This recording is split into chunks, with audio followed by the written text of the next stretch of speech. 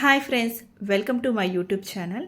ఈరోజు నేను మీకు చెప్పబోయే రెమెడీ ఏంటంటే ఉగ్గు దినుసులతోటి ఉగ్గు పొడి చేసి చంటి పిల్లల నుండి 5 to 6 ఇయర్స్ పిల్లల వరకు ఏ విధంగా పెట్టాలి, ఇది పెట్టడం వల్ల వాళ్ళకు కలిగే లాభాలేంటి అనేది చెప్తాను.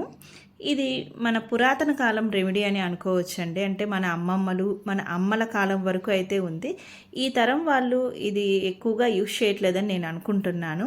నేనైతే మా పిల్లలకి ఈ ఉగ్గు పొడి చేసి పెట్టేదాన్ని. ఈ తరం వాళ్ళకి తెలియదు కాబట్టి నాకు తెలిసిన రెమెడీని మీతో షేర్ చేసుకోవాలనుకుంటున్నాను. మీకు ఎంతవరకు యూజ్ అయిందో కామెంట్ రూపంలో తెలియజేయండి. దయచేసి స్కిప్ చేయకుండా వినండి, చాలా ఇంపార్టెంట్ వీడియో.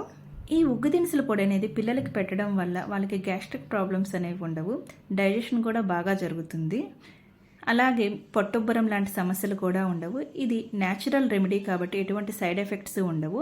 ఇప్పుడు అందరూ సిరప్స్ అనేది యూస్ చేస్తున్నారు, వాటి వల్ల పిల్లలకి సైడ్ ఎఫెక్ట్స్ ఉంటాయి. కాబట్టి మనం ఇలాగా హెల్తీగా న్యాచురల్ రెమెడీని యూస్ చేయడం వల్ల పిల్లలు చాలా హెల్తీగా ఉంటారు.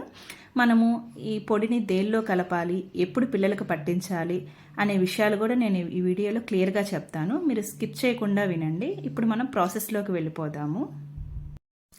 ఫస్ట్ మీకు ఈ ఉగ్గు దినుసుల పేర్లు అనేది చెప్తానండి. ఇప్పుడు నేను చూపిస్తున్నది దుంప నాష్టం అంటారు. తర్వాత వాము 1 టేబుల్ స్పూను, ఎక్కువ వేసుకోకూడదు, వేడి చేస్తుంది. ఇది వచ్చేసి వాము పువ్వు అంటారు దీన్ని.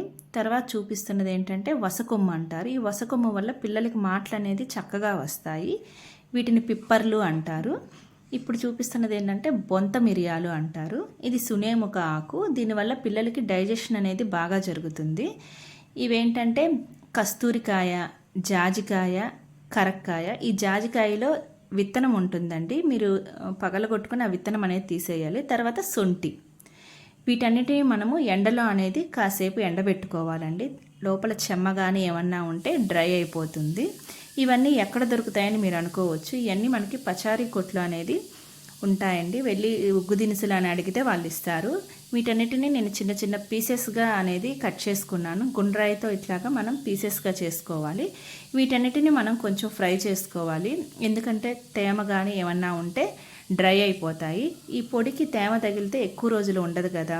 ఇట్లాగా మనము ఫ్రై చేసుకొని పొడి చేసి పెట్టుకున్నామంటే ఎన్ని రోజులైనా సరే నిలవ ఉంటుంది. వామ్ అనేది ఫస్ట్ వేసుకోకూడదండి, ఎందుకంటే వామ్ అనేది త్వరగా ఫ్రై అయిపోయి మాడిపోతుంది. లాస్ట్లో దించే ముందు వామ్ అనేది వేసుకోవాలి. ఇలా 5 to 10 minutes వరకు లో ఫ్లేమ్లో పెట్టుకొని వీటన్నిటిని మనం ఇలా ఫ్రై చేసుకోవాలి. తర్వాత వీటిని మిక్సీ జార్లో వేసుకొని మెత్తగా వీలైనంత ఫైన్ పౌడర్ అనేది మీరు చేసుకోవాలండి.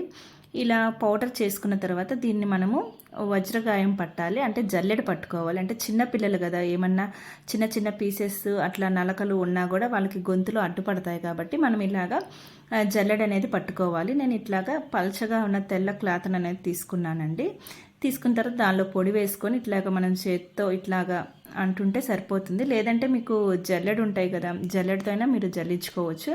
ఇట్లా క్లాత్లో వేసి చేస్తే చాలా టైం అనేది పడుతుందండి, కానీ ఇలాగే చేయాలి. అప్పుడు మనకి ఎటువంటి చిన్న చిన్న పీసెస్ ఉన్నా నలకలున్నా కూడా కింద పౌడర్లోనికి దిగకుండా పైనే ఉండిపోతాయి. ఎందుకంటే ఇది మనం చంటి పిల్లల నుంచి ఇస్తాం కాబట్టి మనం చాలా జాగ్రత్తగా ఉండాలి. ఏదైనా చిన్న ముక్కలు కానీ నలకలు కానీ వాళ్ళ గొంతుకు కానీ అడ్డుపడిందంటే చాలా ప్రమాదం. కాబట్టి మనం 1కి 2 సార్లు చెక్ చేసుకొని ఈ పౌడర్ అనేది పిల్లలకి మనం ఇవ్వాలి. ఇట్లా జల్లించిన తర్వాత వచ్చిన పౌడర్ అనేది వేస్ట్ పోతుంది అనుకుంటారు కదా, ఇది మనం కూడా తీసుకోవచ్చు. ఇది మజ్జిగలో కానీ వాటర్తో కానీ మనం తీసుకున్నామంటే మనకి ఏమన్నా గ్యాస్ట్రిక్ ప్రాబ్లమ్స్ ఉన్నా, డైజెషన్ ప్రాబ్లమ్స్ ఉన్నా కూడా బాగా యూజ్ అవుతుంది. చూసారు కదా, ఇట్లాగా ఫైన్ పౌడర్ అనేది మనం చేసుకోవాలి. ఈ పౌడర్ని పిల్లలకి ఎలా పెట్టాలో ఇప్పుడు తెలుసుకుందాము.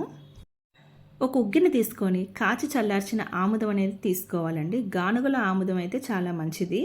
తర్వాత 1 టేబుల్ స్పూన్ మిల్క్ వరకు తీసుకోవాలి.